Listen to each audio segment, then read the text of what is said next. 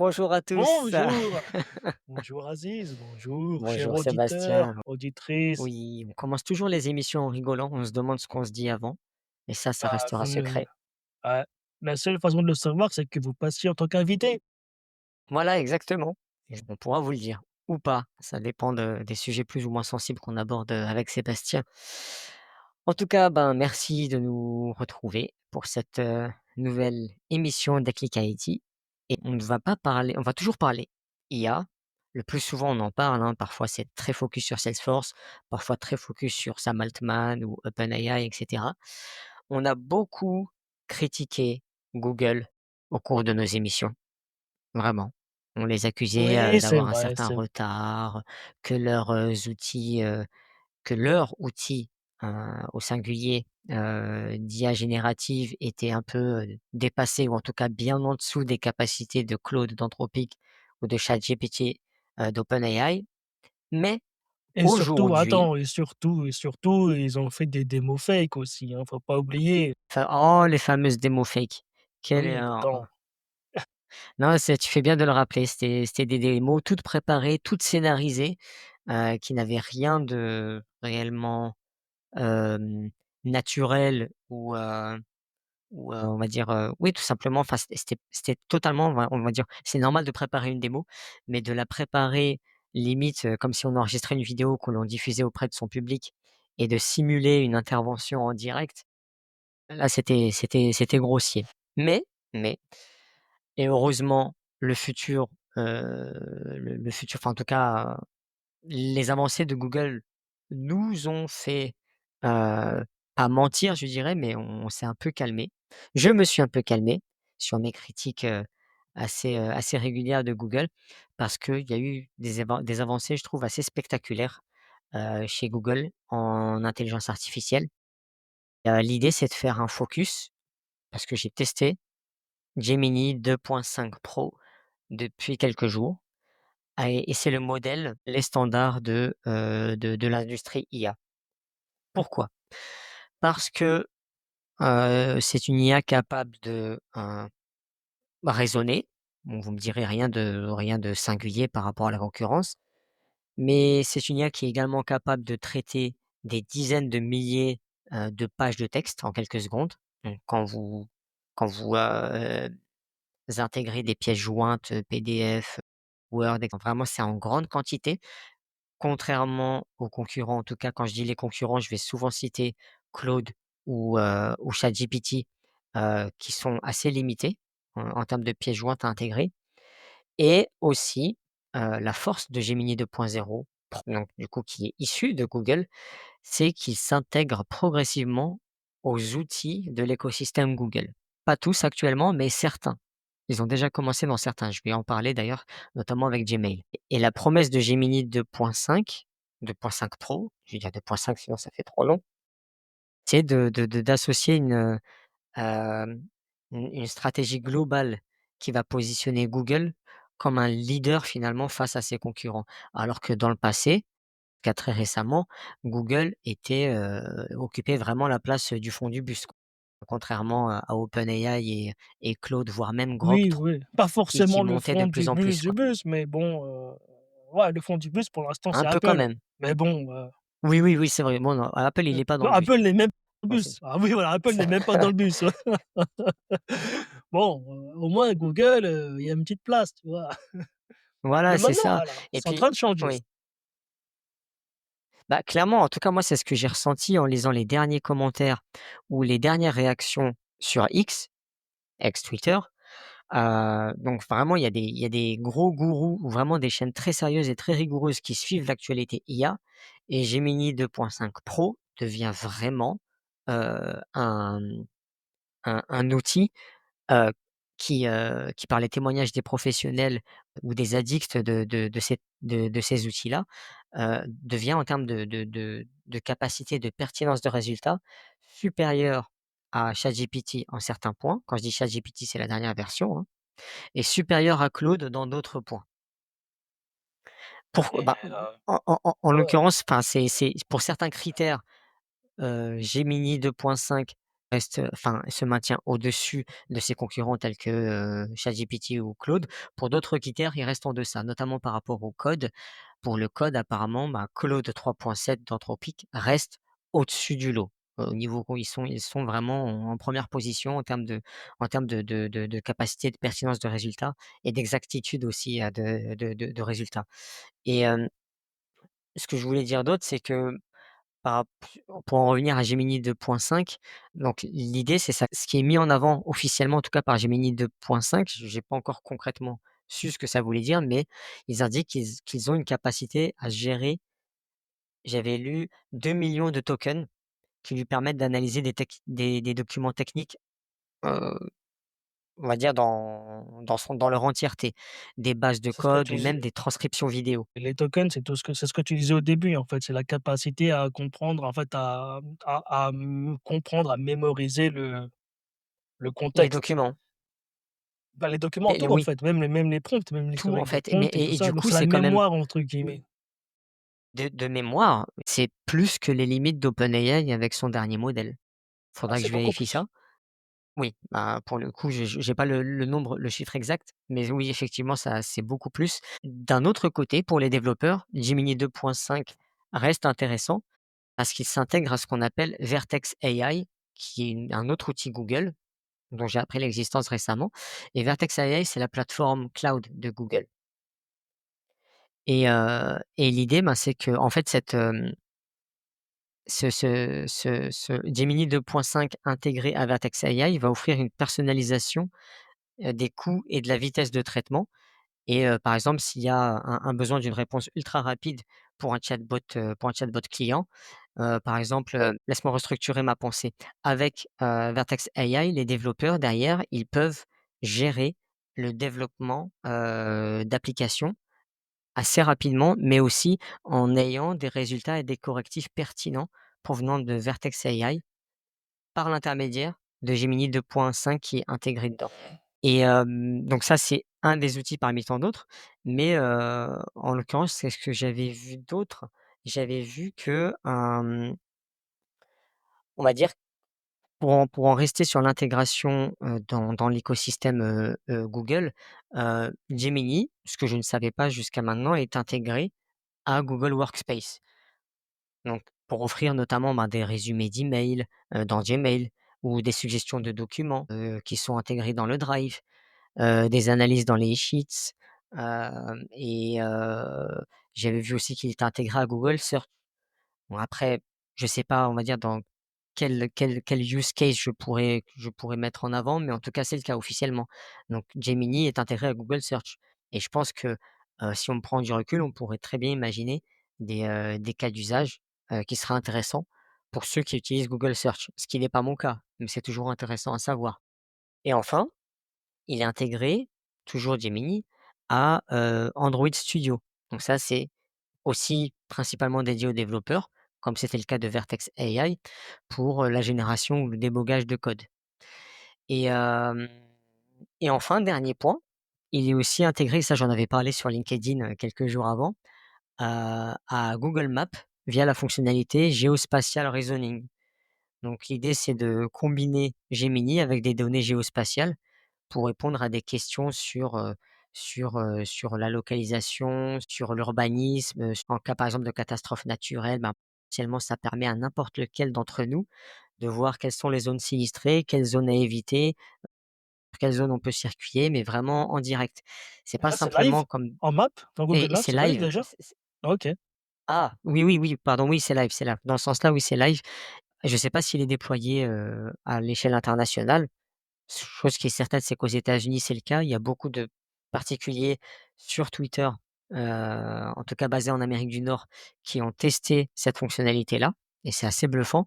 Et par contre, il y a aucune trace qui indique que, c'est déployé, partout dans d'autres zones géographiques comme en Europe ou en Asie. Pour le moment, j'ai pas cette information-là, mais en tout cas, ça laisse présager que Gemini 2.5 serait déployé sur, ben, l'ensemble finalement des outils, de l'écosystème Google. Et quand bien même On aimerait pouvoir faire des choses plus rapidement sur Gmail ou, je sais pas moi, sur Google Maps. Enfin, il y a des tas de cas d'usage finalement qu'on aimerait mettre en place grâce à l'intelligence artificielle et peut-être que Gemini 2.5 sera la réponse et le moyen, de répondre à nos aspirations sur Google. La force de Google, c'est vraiment de maintenir, d'avoir vraiment, pénétré le marché, et surtout fait en sorte que ses utilisateurs soient fidèles depuis quasiment 15 ans, voire 20 ans. Depuis notre utilisation du moteur de recherche Google jusqu'à la gestion de notre compte Gmail. Voilà, chacun d'entre nous utilise au moins un outil, de l'univers Google. Et je pense que Google a cette force que n'a pas OpenAI, que n'a pas Anthropic ou tous les autres concurrents, c'est qu'avec, leur outil Gemini, ils peuvent clairement booster chacun de leurs outils de l'écosystème Google et dans le même temps améliorer concrètement, nos usages et notre expérience finalement avec l'écosystème Google, mais vraiment l'améliorer considérablement. Maintenant, reste à voir quels seront les usages que Google pourra nous permettre, d'effectuer, les nouveaux usages que Google pourra nous rendre possibles via Gmail, via Google Maps, via Drive, via Google Search, même si, voilà, je suis pas un aficionado de Google Search. Mais voilà, ils ont pléthore d'outils. Seulement seulement 2 ou 3 d'entre eux sont utilisés régulièrement par les utilisateurs. Oui, effectivement, alors Google a tapé fort, alors a commencé à taper fort fin 2024 pour fêter la fin de l'année dignement. Ils ont sorti moult améliorations, moult nouveaux produits qui ont bousculé pas mal de choses et qui j'ai l'impression qu'ils reprennent là, il y a depuis quelques jours, une deuxième tournée. Ils se font plaisir, ils lancent beaucoup de choses, notamment leur Gemini, 2.5 Pro, donc à nouveau, en soi, ça change pas l'écosystème qu'ils essayaient de créer. Parce que oui, donc ils avaient déjà commencé à intégrer Gemini, alors sans parler de 2.5 Pro, mais vraiment Gemini, donc c'est un nom, je pense que c'est un nom fourre-tout et c'est un peu, je pense que ça amène pas mal de confusion peut-être parmi nous tous, parce qu'en fait Gemini, comme eux l'entendent, c'est un peu un truc fourre-tout. Fourre-tout, c'est un peu l'assistant de Google. Donc par exemple, L'assistant pour tout, ouais. l'assistant, ouais, donc par exemple, Apple ont Siri, l'autre ont Alexa et eux, ils vont avoir Gemini et donc tu peux avoir, Gemini dans, Gmail, dans Google Search. En fait, tu l'as déjà vu, hein, Gemini dans Google Search. C'est tu tapes n'importe quelle requête dans Google Search et après tu as un petit résumé juste en bas. C'est Gemini, c'est tout, hein. Oui, Après ça va pas chercher, bien loin. Hem et donc ouais, ils ont un, modèle, donc Gemini 2.5 Pro et donc c'est vraiment le cerveau en fait qui derrière Gemini. Tu vois? C'est un peu, tout comme ils ont Gemini Flash, par exemple, qui est un autre modèle. c'est Donc c'est ça, un oui, peu en fait, j'ai pas fait le tour de tous les modèles, mais c'est vrai qu'il commence à en avoir pas mal, et il commence aussi à être, très communicant et très agressif au niveau de la communication, un peu au même titre que Sam Altman ne le fait pour OpenAI. D'ailleurs, la différence, c'est que OpenAI ne communique que grâce à la figure de Sam Altman, son PDG, donc c'est vraiment Sam Altman qui communique régulièrement sur les avancées. Là où Google va utiliser des comptes officiels, Google AI ou Google DeepMind ou Gemini le CEO, pour même le communiquer. même le CEO de Google qui est très actif, hein, sur X. Pas autant que Sam Altman, pas autant, je Bah, trouve, hein. en En tout tout cas, c'est cas sur l différent.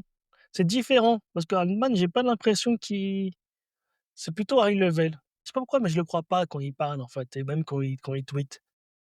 Alors que l'autre, c'est vrai que oui, le CEO de Google est plus actif sur la communauté. Il pose pas mal de questions, il réagit à l'actu, non pas juste l'actu que Google produit, mais l'actu de l'IA en général. Par exemple, sur les fameux, d'accord. MCP qui est la hype du moment. Lui, bah, voilà, il communique dessus, il demande l'avis aux gens, Après, est-ce que c'est juste pour créer de l'engagement ou pas? Mais en tout cas, il C'est parle de 2 types de ce communication différentes, c'est mais disons différent. que celui qui fait le plus de bruit, c'est Sam Altman. Parce qu'il va Ouais, il va mettre beaucoup de hype et puis d'un seul coup, ça va se calmer, puis il va revenir dessus: «Oh, une nouvelle version», des noms de versions qui sont incompréhensibles chez OpenAI, je trouve. 3O, 4O, 4.5O, 4.2O, enfin voilà quoi. ouais. C'est un peu fourre-tout, je trouve. Mais tu parlais de MCP juste Mmh. avant. C'est une très bonne transition. Est-ce que tu pourrais nous expliquer ce dont il s'agit? C'est pas du tout par Google, hein, du coup là, le Oui, oui, MCP mais si après on on veut pourra revenir sur Google après, mais MCP en tout cas, ça apparemment c'est un sujet transverse. ouais, donc parenthèse MCP, en gros, c'est de ce qu'on peut voir, c'est, on va dire, essayer de pour vulgariser, c'est une sorte de protocole, de communication entre agents IA. Donc, typiquement, aujourd'hui, c'est un des moyens, c'est une norme qui est en train de se créer, qui va permettre, par exemple, de connecter différents produits entre eux, sans forcément avoir besoin de d'API et surtout, c'est API. On va essayer d'y rester plus, sans jargon ni rien. Mettons un MCP, ouais, moi ça c'est juste un protocole de communication standardisé. Donc par exemple, comme le monde s'est mis d'accord sur la norme USB, donc par exemple, je peux connecter mon micro à mon ordinateur via USB. USB, c'est le protocole qui va nous permettre de brancher 2 outils. Et là, c'est ce qui est en train de se lancer, c'est le MCP, donc le MCP, qui est un protocole aussi qui va permettre de brancher 2 outils IA l'un à l'autre. Par exemple, Claude, Anthropic a lancé un mode s'est mis à utiliser le protocole MCP. Donc c'est-à-dire que potentiellement tous les autres outils qui se sont aussi normalisés MCP vont pouvoir se connecter à Claude. Par exemple, on reprend un des outils qu'on a parlé, il y a quelques semaines, donc N8N, qui permet de créer des automatisations avec de l'IA depuis peu. Eux aussi, bah, il y a quelques jours, ont lancé nativement leur nœud, leur outil MCP. Donc c'est-à-dire qu'en fait, maintenant, nativement, avant on pouvait le faire, via des moyens détournés, mais maintenant nativement, tu peux faire communiquer Claude avec N8N. Donc concrètement, les agents IA que j'avais créés aujourd'hui sur la plateforme N8N, qui ont accès à mon agenda, à mes emails, je peux l'appeler via Claude. Donc je suis en train de travailler sur Claude. Donc Claude peut taper N8N, qui N8N va taper mes emails. donc en fait, tu peux envoyer tes instructions à N8N à partir de Claude. C'est ça, c'est ça, D'accord et ça a déjà été et sans testé? code. Ah bah oui, non mais ça existe là, c'est live là. Oui. Ah oui, incroyable. Bah, faudra une nouvelle vidéo N8N avec Claude cette fois-ci. Bah ouais. Ouais, mais sauf que je n'ai plus mon abonnement Claude. On utilisera le mien alors, même s'il Ouais, va voilà, bientôt, arriver à échéance. il va bientôt sauter. Bah ouais, parce que et ce qui est fou, c'est qu'en fait, c'est sans code, en fait, et tu pas besoin de j'ai rien codé pour ça. Parce qu'en gros, le modèle C'est dingue. MCP fait que grâce à alors, on va sauter tous les trucs techniques, c'est qu'en fait, le modèle MCP peut lui-même c'est comme si qu'il avait accès à la documentation des API, donc de toutes les fonctions qu'un outil a. Ça veut dire qu'avant ouais, c'est-à-dire qu'avant, sans enfin, avant, hier, sans protocole standardisé, quand tu crées ton API, donc quand tu dois manuellement créer un appel donc d'un software à un autre, tu regardes la documentation du software que tu vas appeler, tu regardes qu'est-ce qu'il attend lui, comment il fonctionne et tu lui envoies les bonnes instructions pour qu'il te renvoie les résultats que tu souhaites. Sauf que maintenant tu as plus besoin de ça si tu passes par le MCP parce qu'on va dire que le MCP connaît la documentation du software que tu appelles, donc tu as même pas besoin de le configurer. Tu vas juste dire: «Envoie-moi l'adresse, envoie l'email» et non, en fait, tu as pas besoin de trucs techniques parce que le modèle va comprendre: «Ah, il veut envoyer un email, donc je vais aller chercher techniquement à quoi ça correspond et je vais faire les bonnes instructions». Mais il faut que tu mettes quand même en place, le flow plus ou moins complexe nécessaire sur N8. Il faut que tu mettes le flow, ouais, mais du coup qui se décomplète. Alors aujourd'hui, je trouve que on est dans Newton, on est une version un peu, de ce qu'ils pourraient faire avec les MCP, c'est-à-dire qu'ils sont un peu limités pour l'instant, heu, donc ils restent un peu plus ou moins complexes, mais vraiment, c'est accessible. Hein, je suis sûr, enfin demain, quelques jours, semaines, je Oui. suis quasiment sûr qu'ils vont, faire une mise à jour qui vont nous permettre de créer un flow en limite en une étape. Et que l'IA et que le MCP se démerde, en fait. Quasiment, ouais, c'est quasiment certain. Quasiment certain, ça veut rien dire, non? Parce qu'en gros, c'est quasiment ou certain. Oui, non, mais c'est certain. On peut dire c'est certain, tout. Voilà.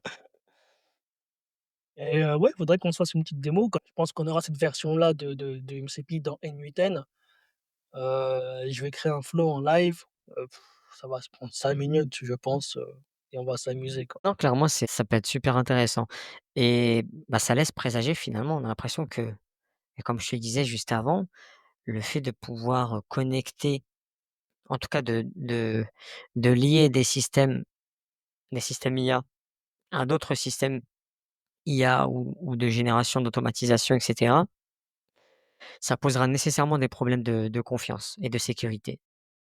Quand bien même j'imagine que d'un côté les équipes, de Claude, de l'autre côté les équipes de N8N font de leur mieux pour assurer, voilà des fonctionnalités, déployées, mises à jour qui soient vraiment safe pour l'utilisateur final, pour l'entreprise ou pour le particulier.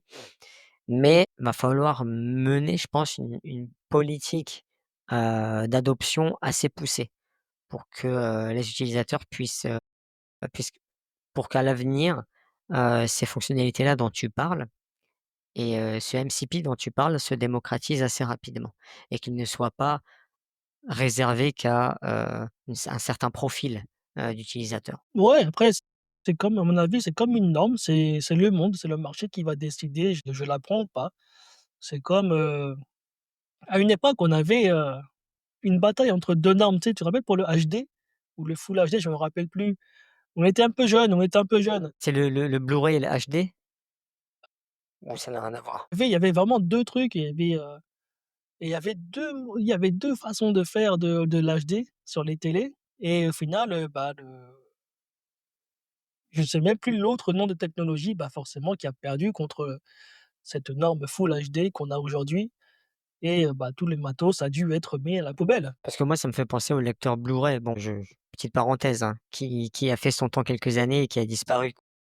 Ouais, mais pas si c'était pas court non plus, quoi. Ah, quand même, hein. Enfin bon, Ouais, je vais pas vérifier sur bah, Google je ou m'en rappelle ou plus. autre, mais voilà, à aucun moment, j'ai bifurqué sur le Blu-ray pour voir à quoi ça ressemblait. Même si les promesses de qualité visuelle, étaient souvent mis en avant.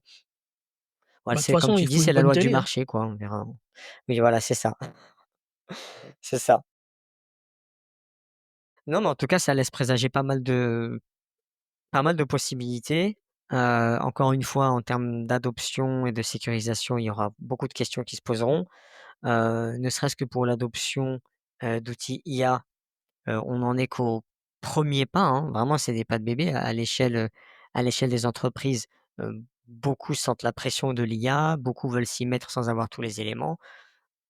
Beaucoup se cassent un peu les dents parce que voilà, on va dire qu'ils n'ont pas fait un état des lieux propre au final et je pense que tant que cet état des lieux en termes de données, en termes, d'infrastructures n'a pas été faite par les entreprises, l'adoption de l'IA et l'adoption de ces, des nouvelles fonctionnalités qui émergent, sur la base de l'IA comme ce MCD, heu, prendront du temps.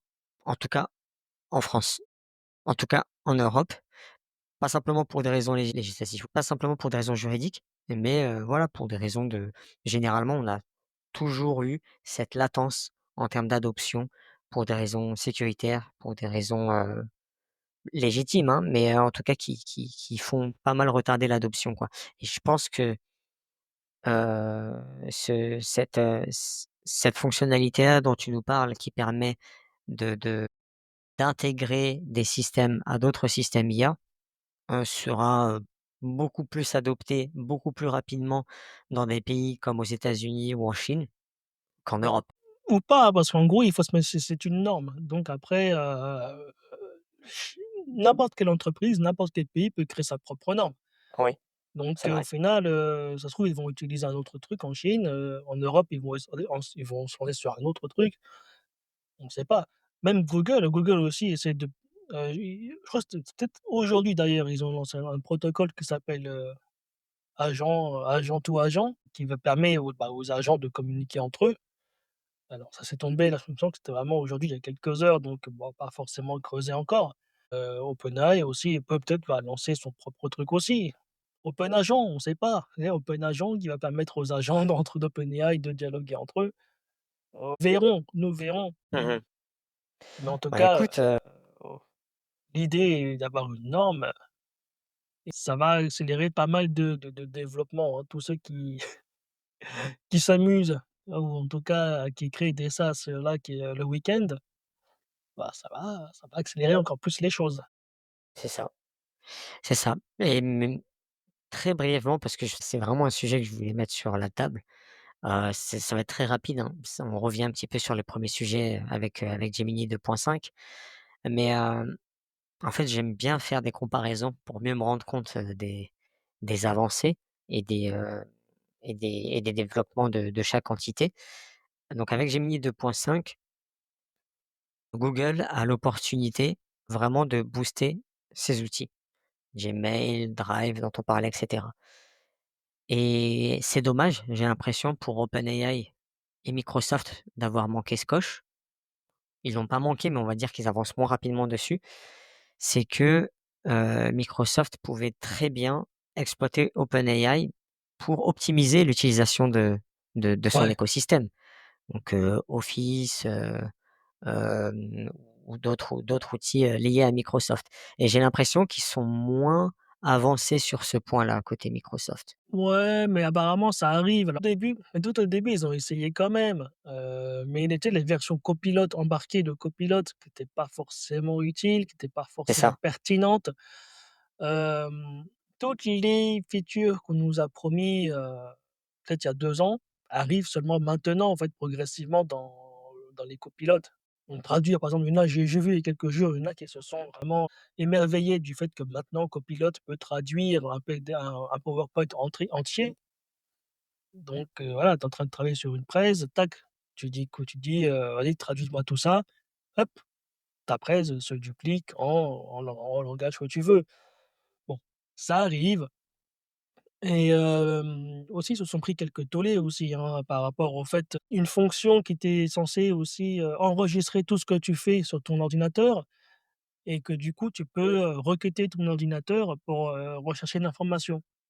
«Tiens, j'ai vu un truc, un produit, que je cherche en cadeau, que je veux acheter, c'était quoi?» Et tac, il se souvient parce qu'il enregistre tout ce que tu fais, et donc ça a fait un tollé parce que, eh beh, c'est pas très réglementaire ce truc-là. c'est vrai. Conformité, des datas et tout. Donc voilà, j'ai là, il y a des choses qui à cadrer aussi. Mais ça arrive, je pense que ça arrivera bientôt, ils font ça dans le feutré au fur et à mesure, mais ça reste très professionnel, Microsoft encore, de toute façon, Ouais. forcément. Hein, J'avais contrairement à j'avais une, Google, j'avais d'autres choses à dire, pas pour meubler évidemment, hein, mais j'y pensais pendant que tu en parlais. C'est une question pour toi, Sébastien. Parce que moi, à chaque fois, je me pose la question et j'arrive pas à trouver de réponse tellement je suis surpris à longueur de semaines et de nouvelles qui arrivent. Comment tu imagines les choses? Bah, allez, admettons début 2026, d'un point de vue, heu, progrès technique ou progrès technologique ou nouveaux usages de l'IA. non, mais ça, c'est une question pour un épisode spécial normalement ça. C'est qu'on n'a pas d'idée pour un épisode, tac, on se pose une question comme ça un Non, peu non, passée. absolument pas. Non, non, parce que pour moi, enfin là, on a évoqué les sujets qu'il fallait et moi de mon côté, je me disais: «Mais c'est vrai que,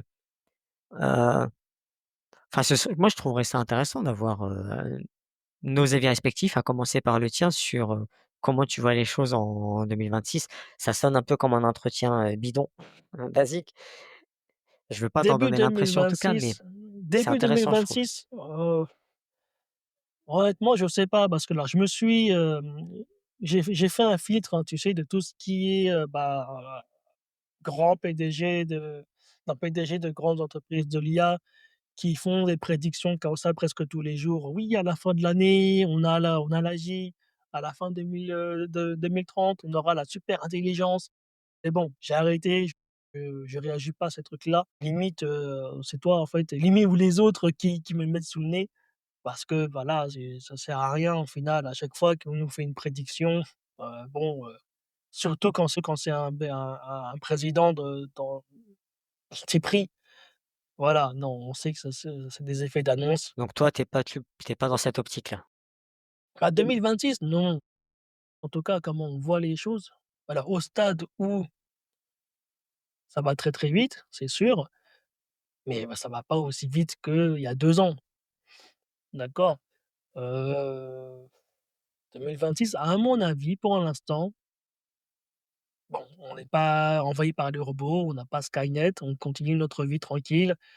Peut-être on a des ou sûrement on aura des outils, les modèles seront un peu plus intelligents, un peu plus rapides, mais d'ici 2026, pour moi, il y a pas de grosse révolution. J'en Il y aura vois pas pas de tant. grosse rupture, quoi? Surtout dans nos métiers, dans la vie du quotidien de tout le monde, ça va. Si tu es créatif, ah bah tiens, tu pourras t'amuser à créer des vidéos un peu plus longues, un peu plus facilement, mais tu vois, ça va pas, révolutionner ton quotidien. Ça révolutionne déjà les créatifs, donc les publicitaires et tout ça, parce que finalement, tu peux au final, il y a aujourd'hui, on a tout ce qu'il faut pour créer des pubs entièrement générées par l'IA. On en voit arriver, parce que tu peux créer des images très réalistes et tu peux les animer.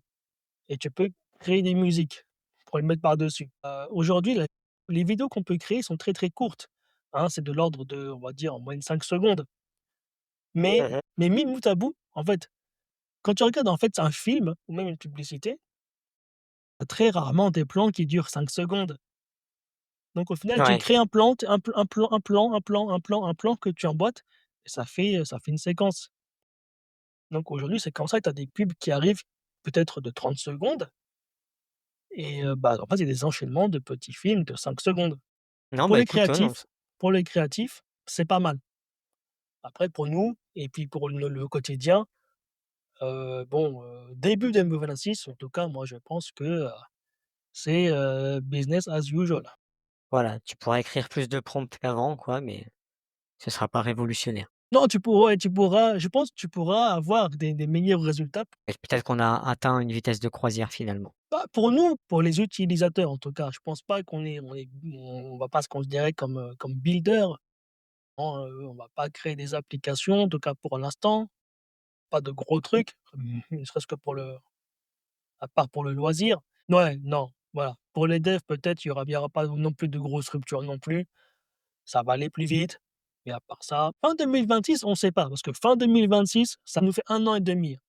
1 an et demi, Oui, c'est gros. c'est encore un peu loin, quoi. On peut pas trop se présager quoi que ce soit encore à ce niveau-là. Mais je me dis vu que, voilà, on est bientôt en été au moment où on enregistre, cette vidéo, heu, c'est pas déconnant de se dire, à quoi ça peut ressembler d'ici la fin de l'année, voire début d'année prochaine.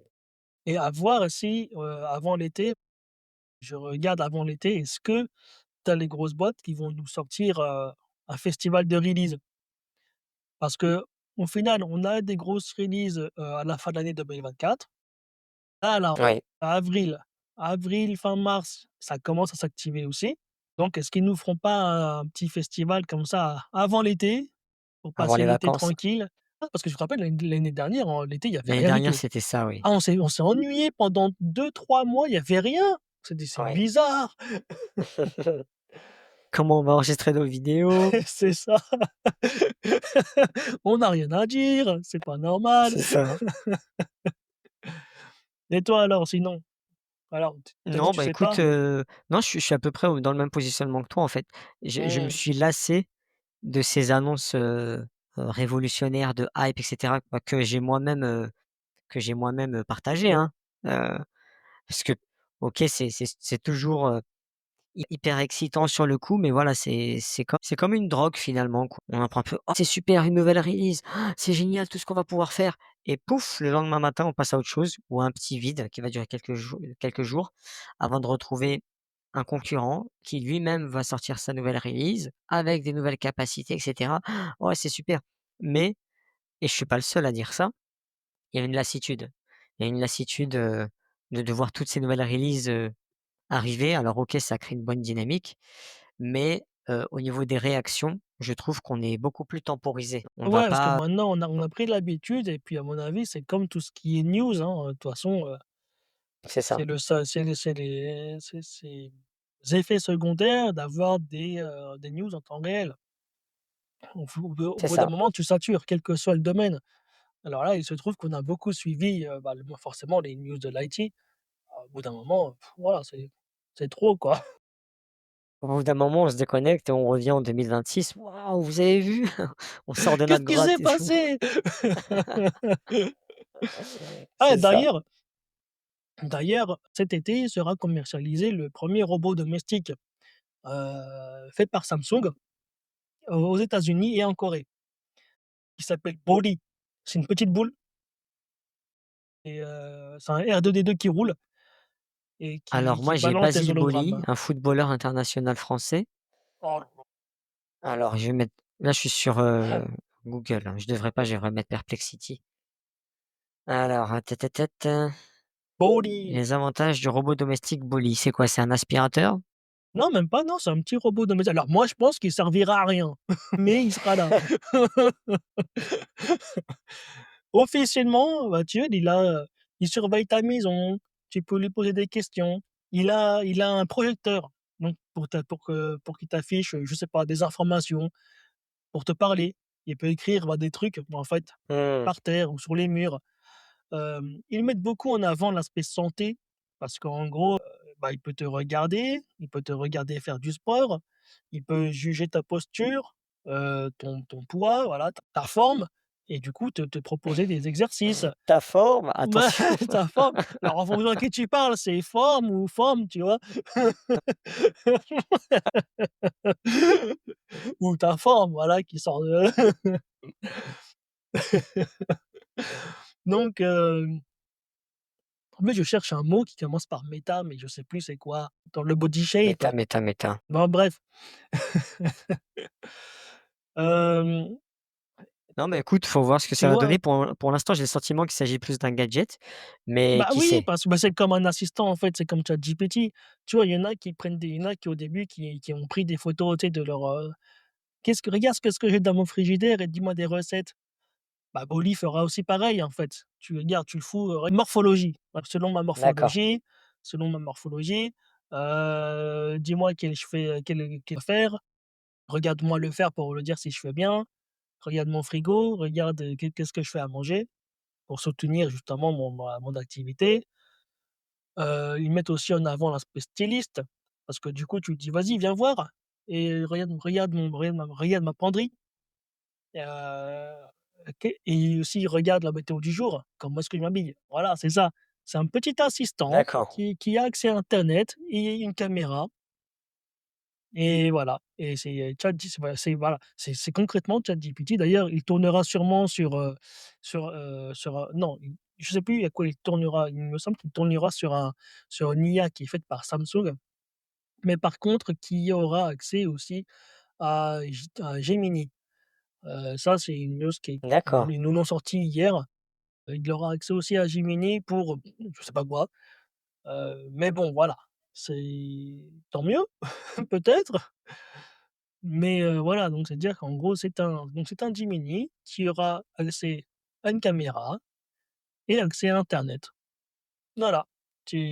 Pour l'instant, c'est pour ça, pour moi, je trouve qu'il servira pas à grand chose, mais il sera là et ça va Oui, il commencer sera comme ça. là et je pense que ça pourra donner des idées à d'autres concurrents qui pourront potentiellement, à partir de là, proposer d'autres cas d'usage plus intéressants. Mais c'est vrai que là, 1er coup d'œil, oui, bon, c'est bien que ce soit commercialisé, hein. Bah, Ils c'est ont une fait une petite étude de boule, marché finalement, donc il y a potentiellement ça pourrait marcher, donc à voir. En tout voilà. cas, Ou pas, voilà, peut-être que ça servira juste à ballon de foot pour Optimus. c'est ça. Ouais, non, bah, écoute, faut voir ce que ça va donner. Moi, de mon côté, c'est vrai que je suis pas encore spécialement convaincu, mais à un moment donné, on trouvera bien un concurrent qui trouvera, le cas d'usage, super intéressant, super convaincant qui nous fera sauter sur le nouveau produit. En tout cas, bah, je ne savais pas. Merci pour cette info, ô Mais je t'en combien, prie, disruptive. reviens de ta voilà. Bah, ça se trouve, on aurait du coup, ça se trouve, on aurait une news à parler pour l'été. On disait que l'été sera calme, mais Bah, s'il oui, les lance clairement, il y aura vraiment à forcément l'heure, des tu me ouais, verras comme ça, bah, j'habite en Corée, comme du coup, forcément, tu me verras avec la petite balle: «Hé, regarde!» un unboxing en direct. Ah bah, là, Ce serait pas mal ça. ouais, bah, par contre, cotisez un petit peu parce que franchement, moi, je vais pas l'acheter, tout seul. C'est quoi Je le vais mettre tarif? un Le je ne sais pas du le tout, prix d'entrée? mais mettez ce D'accord. que vous mettez un max au cas où. En plus avec les nouvelles politiques tarifaires en vigueur, hein, voilà, faut bien Ah c économiser, hein. j'avoue. Je sais Bon, bah, en pas, tout il cas, va être fabriqué en Chine, c'est sûr. ce serait judicieux en tout cas. Ouais. Merci beaucoup Sébastien, merci à tous. On C'est arrive à la fin de l'émission et puis comme toujours, c'est un plaisir et bon, bah, on se dit, partagez. à très bientôt pour, À la le semaine prochain prochaine. épisode. Merci Seb, Salut. merci tous. Bye. Bye.